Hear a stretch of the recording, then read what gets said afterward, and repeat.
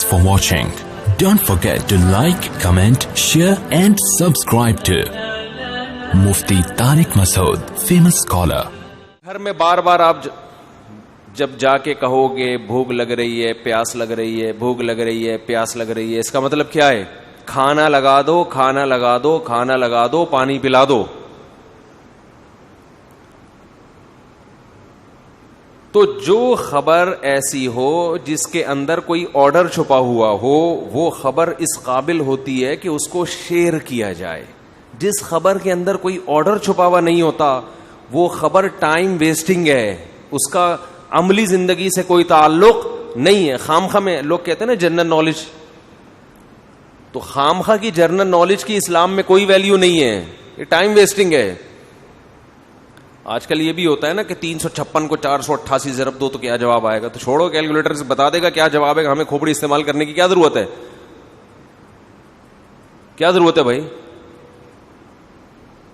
میں ایک بچے سے ملا، حفظ قرآن تھا، حافظ تھا قرآن کا ماشاءاللہ. اس نے قرآن پر اتنی محنت کی ہے کہ اس سے جب آپ، اور ایسے بہت سے بچے ہیں کہ آپ کوئی آیت پوچھو وہ فوراً آیت نمبر اور فوراً پارا نمبر، مکی ہے مدنی ہے، ایک ایک چیز فوراً بتائے گا. اس سے پچھلے والی آیت بھی بتائے گا، اس سے پچھلے والی.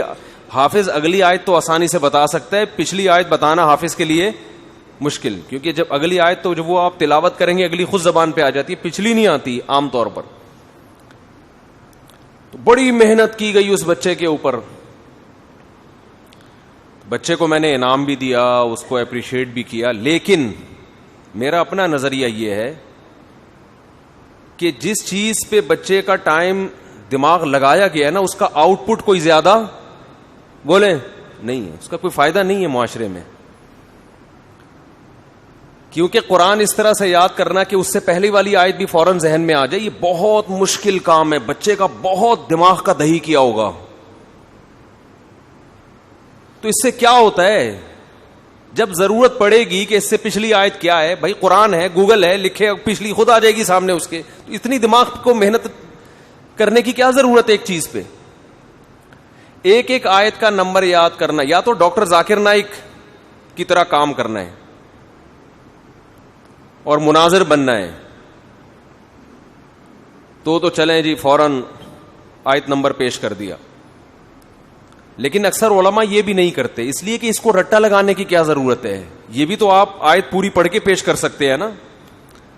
دیکھو میں نے جو قرآن کی آیت پڑھی، کل نفس ذائقۃ الموت، میں نے حوالہ نمبر پیش، آیت نمبر پیش نہیں کیا، اس لیے کہ یہ آیت آپ گوگل پہ لکھیں گے 10 حوالے نکال کے گوگل آپ کے سامنے پیش کر دے گا. تو جو کام گوگل کر چکا ہے وہ ٹینشن آپ کیوں لے رہے ہو؟ آپ وہ کام کرو نا جو نہیں ہو رہے. ہمارے ہاں بس کمال کو دیکھا جاتا ہے، یار کیا کمال ہے، یہ نہیں دیکھا جاتا اس کمال کا آؤٹ پٹ کیا ہے، اس سے معاشرے کو فائدہ کیا ہو رہا ہے. ایک ایسی چیز پہ دماغ آپ لگا رہے ہیں جس میں دماغ کھپ رہا ہے آپ کا، تو یہ آپ کسی اور چیز میں کھپا دیتے تو زیادہ فائدہ ہوتا اس کا. اب قرآن کسی نے یاد کر لیا الحمد سے لے کے والناس تک نارمل طریقے سے تو کافی ہے. وہ تلاوت بھی کر سکتا ہے، وہ تراویح بھی پڑھا سکتا ہے، وہ بیان بھی کر سکتا ہے، بیان میں آیتیں بھی کوٹ کر سکتا ہے، پوری آیتیں پڑھ کے سنا سکتا ہے. لیکن اس میں اتنے حروف ہیں، اس آیت میں اتنے وقف ہیں، اور اس آیت میں اتنے فلاں موقع پر، اور اس سے پچھلی والی یہ، اور یہ لفظ قرآن میں 20 جگہ پر آیا ہے، اتنی دفعہ 20 جگہ پر آیا ہے، 25 جگہ پر آیا ہے. اس کا پریکٹیکل لائف سے کوئی تعلق نہیں ہے. محنت بہت زیادہ ہے، اور اگر اس سے تھوڑا بہت فائدہ ہے بھی تو اتنی محنت میں اتنا تھوڑا فائدہ، یہ فائدہ نہیں کہلاتا.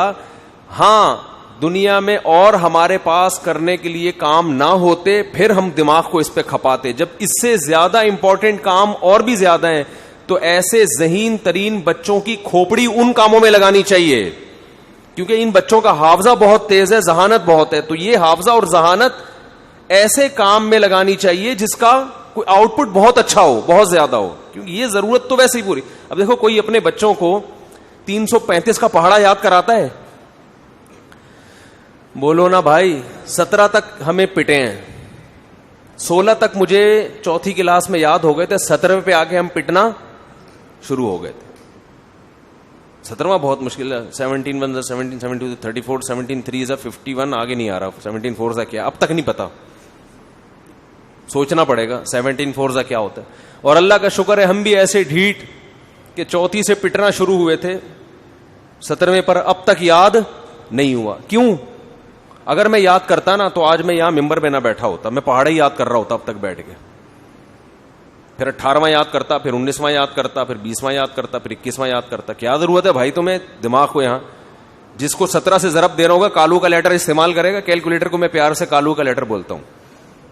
کالو ہے نا, کلو کالے رنگ کے ہوتے ہیں نا, اس کا لیٹر استعمال کرے گا تو 17 ضرب 4 کیا خود ہی بتا دے گا وہ. ہمیں کھوپڑی استعمال کرنے کی بولو ضرور. آج تک ہمارا کوئی کام کیلکولیشن کی وجہ سے رکا نہیں ہے. بھائی کھوپڑی کسی اور چیز میں استعمال کرو یار. بس کمال دیکھا جا رہا ہے آج کل. بھائی 358 کو 456 سے ضرب دو, یہ بتا دے گا فوراً کیا جواب ہے. ذہانت کی دلیل ہے. اگر کوئی بچہ اتنا ہوشیار ہو گیا میتھ میں کہ 356 کو 458 سے فوراً ضرب دے کے بتا سکتا ہے, ذہانت کی دلیل تو ہے. بہت ذہین ہے, بہت حافظہ تیز ہے, لیکن یہ اس کی علامت بھی ہے, اس کا حافظہ ایسی جگہ پر استعمال کیا گیا ہے جہاں اس کی صلاحیتیں ضائع ہو رہی ہیں. اس ایکسٹرا آرڈینری دماغ کو آپ کسی اور کام میں استعمال کرتے. سمجھ میں نہیں آ رہی میرا خیال بات. آج ہمارے ہاں بہت سارے لوگوں کی ذہانتیں, جسمانی قوتیں, صلاحیتیں, ان کو پتہ ہی نہیں کہ یہ کہاں استعمال کرنی ہے اور کہاں استعمال بولو نہیں کرنی. تو ہم جو 17 کے پہاڑے میں پٹنا شروع ہوئے, میں نے ایک بیان میں اپنی ٹیچر کا واقعہ سنایا تھا نا, جن نے 200 بیٹھکیں لگوائیں, اٹھک بیٹھک 200 دفعہ. 17 کے پہاڑے پہ تھا وہ ٹیبل 17 کو. اردو میں الگ یاد کرواتے تھے, انگلش میں الگ یاد کرواتے تھے. تو ہم نے نہ اردو میں یاد کیا نہ انگلش میں. 9th کلاس میں پٹے الحمدللہ. اس پٹنے کے بڑے فائدے ہوئے ہیں. بچے میں کانفیڈنس پیدا ہوتا ہے. وہ دوسری شادی کرتے ہوئے پٹے تو اس کو تکلیف نہیں ہوتی. یہ بڑا فائدہ ہے اس میں.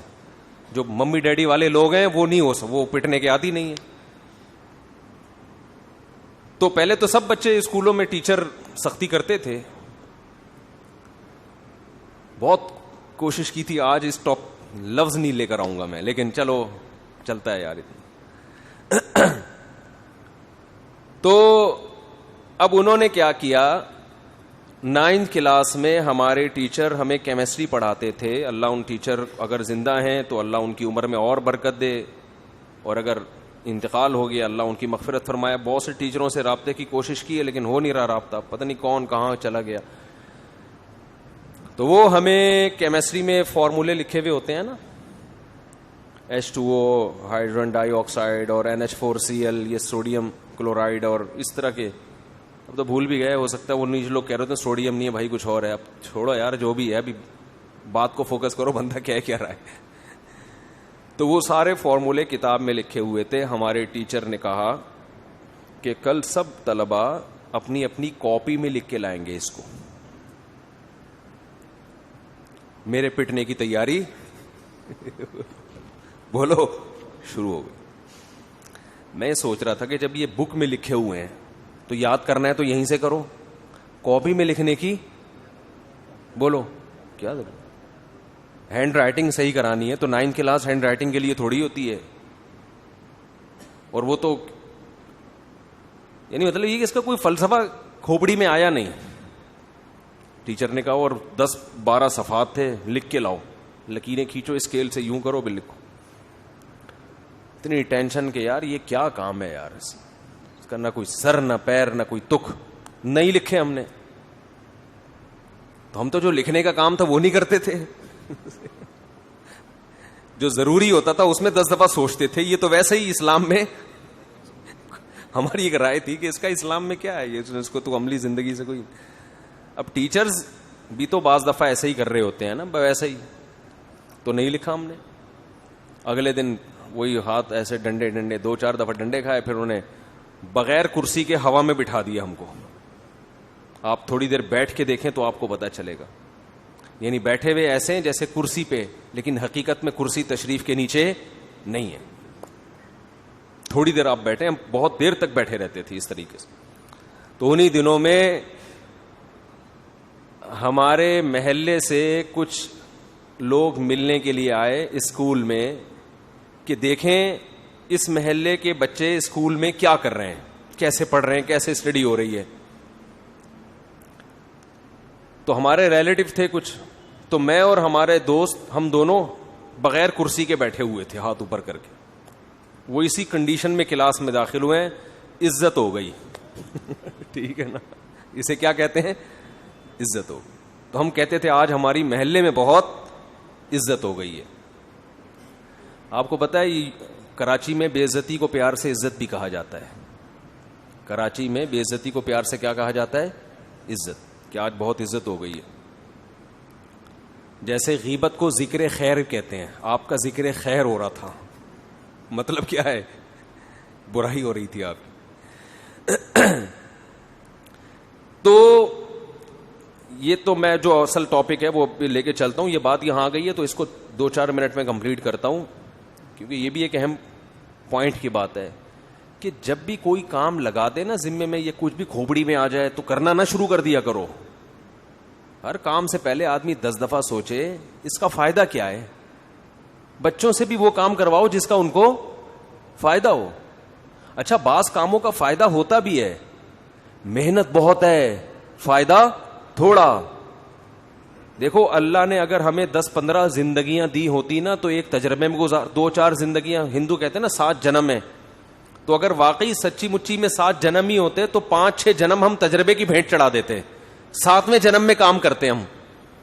کیا خیال ہے؟ لیکن جنم اسلام کیا کہتا ہے, کتنے ہیں؟ ایک ہی دفعہ پیدا ہوئے ہو, ایک ہی دفعہ مرو گے. اس کے بعد جب دوبارہ پیدا ہوگے تو مرنے کے لیے نہیں بلکہ حساب و کتاب کے لیے. تو ایک ہی زندگی اللہ نے ہمیں دی ہے, تو یہ تجربوں کی بھیंٹ نہیں چڑھا سکتے کہ 17 کے پہاڑے اور 18 کے پہاڑے اور ٹیبل بیٹھ کے یاد کریں. 21 21 زا 21 22 زا 42, یہی ہے نا. یہ تو میں نے سوچ کے بتا دیا, یاد تھوڑی ہے. اور ایک ہدف بنایا کرو اپنی زندگی کا کہ چاہتے کیا ہو. یہ نہیں پتا ہوتا کہ میں جو ایجوکیشن حاصل کر رہا ہوں پیسہ کمانے کے لیے, یا قوم کی خدمت کے لیے, یا عزت کے لیے. اگر آپ تعلیم حاصل کر رہے ہو پیسہ کمانے کے لیے تو بھائی پیسہ تو تعلیم میں کم ہے, بزنس میں بولو زیادہ ہے. تو یہ تو آپ نے فیلڈ ہی غلط چنی ہے اپنے لیے. کیا خیال ہے؟